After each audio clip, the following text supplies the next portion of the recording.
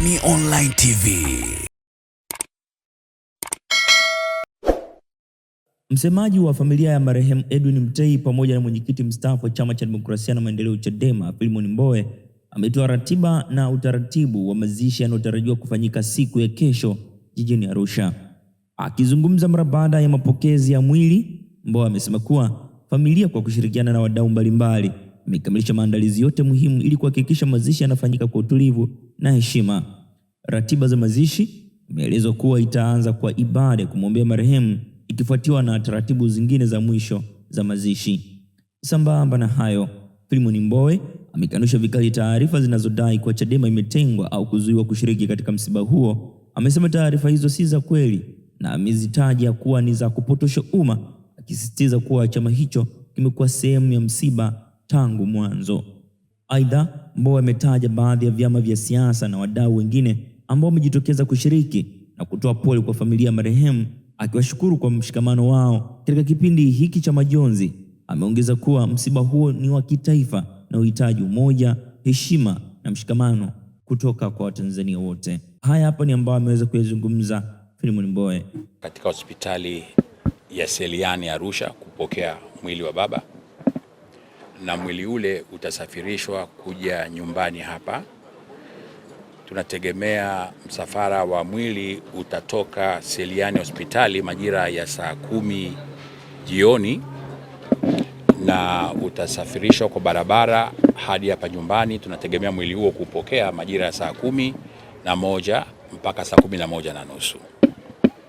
Mwili ukishafika nyumbani utaingizwa ndani, and then kutakuwa kuna sala ya maombezi na ya faraja kwa familia ambayo itaongozwa na Kanisa la Kiinjili la Kilutheri Tanzania katika ukumbi huu. Kisha baada ya hapo kutakuwa kuna kuendelea kufanya maombolezo na mkesha kwa ajili ya kwenda siku ya kesho. Kwa jioni kutakuwa kuna chakula cha jioni. Tunategemea wageni wengi watakuwepo hapa, na hata mchana vile vile chakula kitaendelea kuwepo kwa wageni wote ambao wanakuja kutufariji na kumwomboleza baba yetu. Kwa hiyo mkesha huo utaendelea mpaka kesho asubuhi, ambapo ratiba ya kesho asubuhi itaanza saa 3 kamili asubuhi. Kwa hiyo tutakuwa na breakfast kwa maana ya chai ya asubuhi kwa wageni wote mapema kati ya saa 12 mpaka saa 1. Then saa 1 mpaka saa 2 ni maandalizi ya mwisho. Saa 3 program zinaanza. Kama ambavyo nimesema wakati wote, huyu baba aligusa makundi mengi sana, na tumejaribu kutafuta kila njia inayowezekana kila kundi lipate nafasi katika msiba huu, liweze kutoa salamu zake na liweze kushiriki kwa kadri litakavyoweza. Yako makundi ya kisiasa, vyama vya siasa vyote vimetupa taarifa za kufika. Vyama vingi vya siasa vimetupa taarifa za kufika. Obviously chama kiongozi katika jambo hili ni Chadema, ambako Chadema huyu ni muasisi wa chama chetu cha Chadema. Kwa hiyo nafasi kubwa zaidi itatolewa kwa Chadema kwa sababu ni chama cha baba, ni chama chetu. Lakini baada ya hapo yatafuata makundi mengine mbalimbali. Viko vyama vingine vya siasa, ACT Wazalendo wametoa taarifa za kushiriki kwao. Viongozi wa serikali vile vile wametoa taarifa za kushiriki kwao. Benki Kuu ya Tanzania, memwona gavana hapa, nao wametoa taarifa ya kushiriki kwao. Na taasisi nyingine mbalimbali ambazo East African Community, Jumuiya ya Afrika Mashariki, nao wataleta msafara wao na wamesema watatoa ripoti yao na taarifa yao. Kwa hiyo kwa kweli tunaendelea kupokea taarifa za makundi mbalimbali ambayo yangependa kushiriki, na sisi tumesema makundi yote ya siasa na yasiyo ya kisiasa, ya kiserikali na yasiyo ya kiserikali, madam baba alishiriki nao kwa njia moja au nyingine katika maisha yake, yote atapata nafasi ya kushiriki. Ndio sababu tunaanza ratiba mapema sana saa 3, ambako tutakwenda mpaka muda wa saa 7, ambako tunategemea ibada rasmi itaanza. Baada ya ibada rasmi kuanza, tutakwenda kufanya tutamaliza hapa.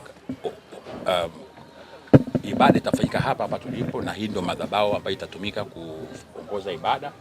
Baada hapo tutakwenda kwenye makaburi, ambako tutatangaza utaratibu wa kwenda makaburini, kwa sababu watu tunategemea tutakuwa na watu wengi sana. Hatuwezi watu wote tukafiti maeneo ya makaburini, na hatutaki makaburini pawe mahali pa vurugu kwa watu kusukumana. Kwa hiyo tunategemea kama idadi ya watu 300 tu ndio watakaopata nafasi ya kufika eneo la kaburi, na pamoja ikiwa ni pamoja na familia, viongozi, maaskofu mbalimbali ambao watakuja kutoka maeneo mbalimbali ya nchi, na baadhi ya viongozi watapata nafasi ya kwenda kwenye eneo la makaburi.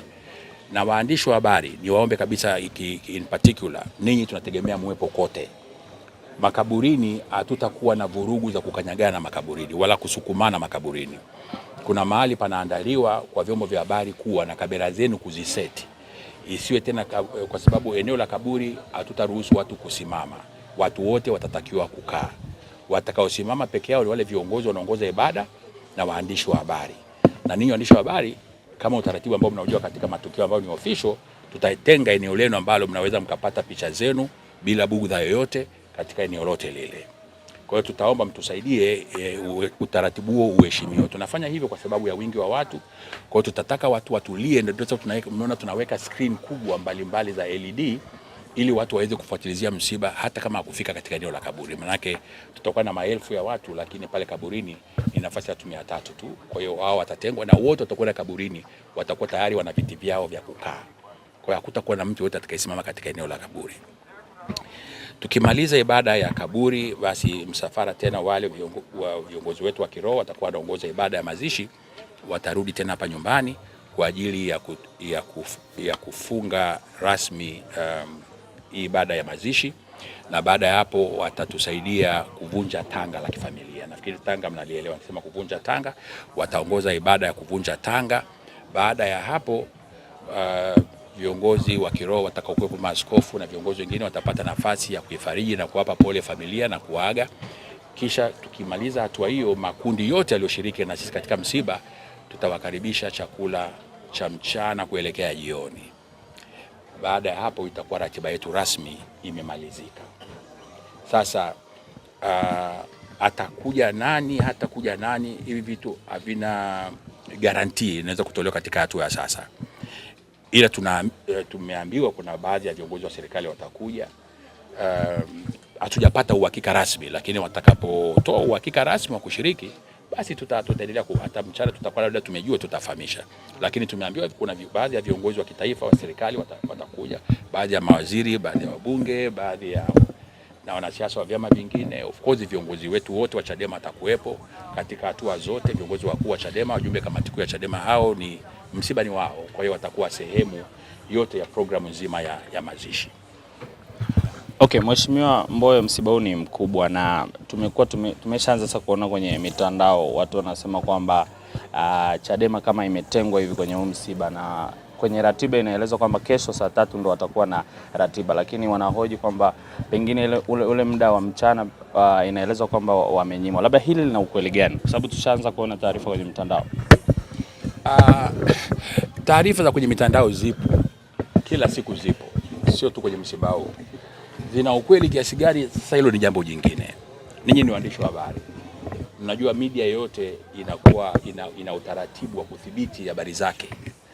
Sasa social media, mtu yote anaweza karusha chochote anachotaka kurusha, lakini nyinyi mmekuwa hapa wakati wote. Viongozi wa Chadema wote mnaona hapa, asilimia karibu 80 hapa ni watu wa Chadema. Wanatengwaje wakati wameshirikishwa katika kila hatua? Hakuna mtu yeyote aliyetengwa na hatutamtenga mtu yeyote. Nimesema huu msiba ni wa taifa. Huyu baba alihudumu na watu wengi, miaka yake 95, amepita mbuga nyingi, na kote mwendo wake wa miaka 95 alikuwa anafanya kazi na watu. Sasa leo dakika ya mwisho huwezi kusema sisi ndio special kuliko wengine wote hawana. Si kweli. Kwa hiyo hao wanaandika kwenye mitandao, na kuamini sio viongozi wa Chadema. Na nitasikitika sana kama kiongozi wote wa Chadema atatoka na umbea wa kipuuzi kama huo. Tutasikitika sana kama familia. Tunataka bila kuleta minyukano ambayo haina msingi kumwenzi mzee wetu. Sasa watu wanataka kuchukua huu kutoa taarifa za uongo, ni mambo ya kusikitisha sana. Mimi nasema binafsi, siamini kama kuna kiongozi wote wa Chadema ana ujasiri wa kusimama na kusema kwamba Chadema imetengwa. Kwa sababu nimekuwa nao muda wote kuanzia mwanzo, tumewashirikisha. Hakuna kitu wamepangiwa bila wao kuafiki, na viongozi wamekuwa na mazungumzo nao. na hata viongozi wakuu wote tumekuwa na mazungumzo nao. Sasa mtu anayetoka kwenye anasema Chadema imetengwa, kwa nini wamepewa muda wa asubuhi? Kuna watakaopata muda wa asubuhi, kuna watakaopata muda wa usiku, kuna watakaopata muda wa mchana. Kuna makundi mengi. Sasa hatuwezi muda wote tukatenga kwa ajili ya taasisi moja, haiwezekani. Sasa hivi mambo ambavyo kwa kweli yanasikitisha sana, lakini sisi tumeshapanga taratibu. Nimesema msiba ni wa watu wengi, watu wote. Huu msiba hapa kumtenga ama kumbagua mtu, na wale ambao walifanya kazi kwa karibu sana na mzee, ikiwemo chama chetu cha Chadema, tunategemea wao ndio wawe mstari wa mbele. Wenyeji ninyi hata wanakuaga pembeni, wanapokea wageni. Sasa wewe unataka wageni mtu anayeandika ni kwamba anataka wageni wasukumwe, wafukuzwe ili wenyeji ndio wawe wenyewe wana shughuli yote. Haiwezekani jamani. Chadema ndio wenye msiba wao. Wako hapa, unaona viongozi wamekaa kule, wanapanga, wanapokea viongozi, wanapokea makundi mbalimbali kutoka wakati wote. Tumekuwa siku ya kwanza ya msiba. Hata tunaamini tutakuwa nao mpaka dakika ya mwisho wa msiba. Huyu anaandika mtandaoni, huenda hata kufika hapa hajawahi kufika. Mambo ya kitoto na kijinga ambayo nisingetamani tu yatupotezee muda kuyajadili katikati ya msiba mzito kama huu. Tusaidie jeneza lake, kwa sababu ni muasisi, atafunikwa kwa heshima kama muasisi ama itatumikaje? Kwa mfano askari anapofariki mara nyingi wana zile heshima. Sasa jeneza lake linafunikwa na bendera ya chama ama inakuwa? Of course hatuwezi kuacha kufunika jeneza la Mzee Mtei na bendera ya Chadema. Yule ni muasisi man. Kwa kuna nafasi ambako bendera ya Chadema itakuwa kwenye jeneza, lakini bendera haikai masaa yote 24. Ni kwa ajili ya ile itifaki ilivyotengenezwa, lakini kwamba eti kwamba haitapokewa kwamba Chadema wasifunike jeneza lao. Actually hata safari ya leo kwenda kumchukua mzee Seliani tumeambia Chadema kwamba na viongozi nao waende kule, watafika hapa. Tunategemea viongozi wa Chadema ndio watakaoingiza mwili wa baba ndani. Sasa mnataka mpewe heshima gani zaidi ya hiyo? Kama bado mnaona kwamba hamjatendewa haki, mnataka mpewe heshima gani zaidi? Kwa hiyo msisikize mambo ya mitandaoni. Mambo ya mitandaoni mingi ni ya kujenga uchonganishi tu, na sisi hatutaki kugombana na mtu yeyote. Tunaiheshimu familia, tunaiheshimu chama chetu, tunaheshimu waombolezaji wengine wote.